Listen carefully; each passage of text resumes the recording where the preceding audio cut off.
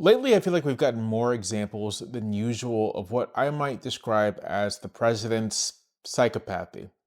And I mean that in the clinical sense, not simply as a pejorative, but really kind of describing someone who doesn't appear to recognize that other people exist, that other people have feelings, that their concerns ought to be considered. Someone who just has no awareness of the existence of other minds. I say that because of a few things. The first is a clip I saw of the president speaking with Speaker Mike Johnson. They're at some kind of event, and the president is urging Johnson to tell the story about a member who is critically ill, very sick, but is still coming to work. And at some point, the president says, oh, he's supposed to die in June. You watch the whole thing. Because I was actually kind of shocked by this. I'm not shocked by all too much in American politics these days, but I was a little shocked by this. We had one man who was very ill. It looked like he wasn't going to make it. I don't know. I won't mention his name. Should I? Do other people know his name? Do you want to mention it? He'll be proud. Go ahead. Tell him the story. Okay. Well, thank you, Mr. President. Congressman Neil Dunn of Florida had some real health challenges, and it was very serious, and had a pretty grim diagnosis. And I mentioned it to the president, and I said, Congressman Dunn is a real champion and a patriot because he's still coming to work. And if others got this diagnosis, they would be apt to go home and retire. And what was the diagnosis? It was, I think it was a terminal diagnosis. He would be dead by June. Okay, that wasn't public, but yeah, okay, that's, it was great. So you see Johnson saying, yeah, this was private. This isn't something that people knew. And of course it'd be private. It's a deeply personal thing. And the president is not only just throwing it out there, but he's treating it as if it's a big joke, a big gag. It's a really weird thing to watch. I saw this other clip of the president kind of deflecting when asked about the American bombs that killed that school full of girls in Iran.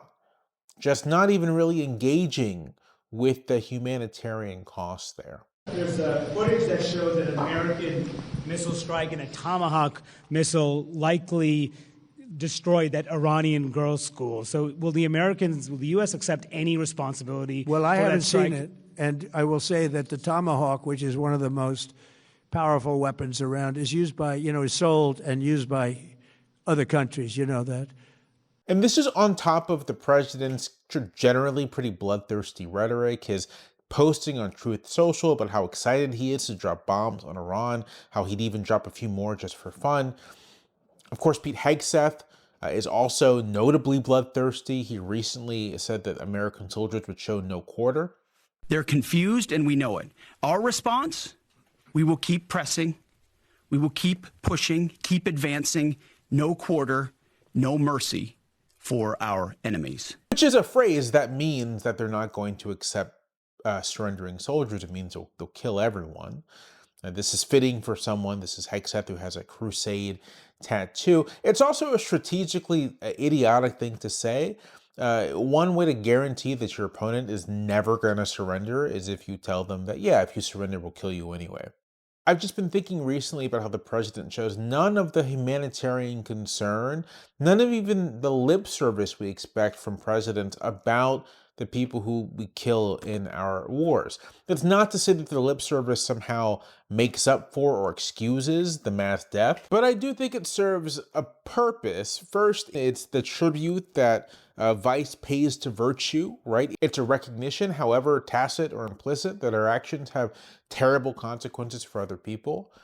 It allows critics, right, to grasp onto something, right? It allows you to say you care about civilian casualties, about the humanitarian impact, but your actions belie your rhetoric.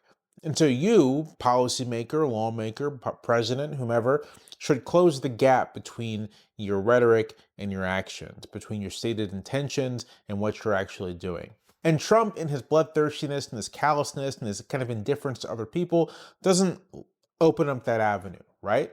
He doesn't care.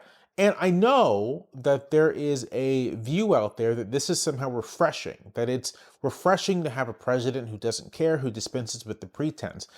But what happens when you dispense with the pretense isn't a moment of clarity in which things all of a sudden become apparent to everyone. What you get is just open license for the psychopathy. You get open license for total contempt for other human beings.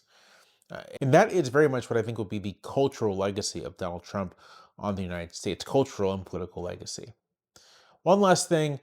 Some of this was inspired by reading an interview my friend Isaac Chotiner at the New Yorker did with this prominent lawyer, David Boies. I'm not entirely sure how you say his last name, but he's a prominent lawyer, litigator, has argued before the Supreme Court many times, very famous.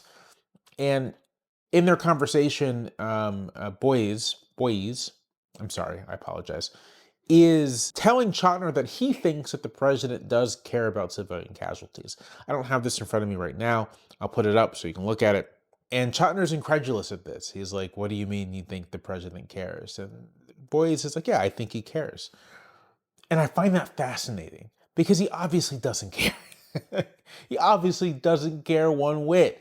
And what I think is going on is that our political and economic elites are in denial about who this guy is, who they may have supported to put in office. You see this with the Iran war in general. You have these economic forecasters, these analysts, these people whose job it is to give accurate political information to investors who say, we didn't expect him to be this destructive. I think quite a few people think that there is Trump the act and then Trump the guy. And that Trump the act is what we see on cameras, and that Trump the guy is a somewhat responsible political leader.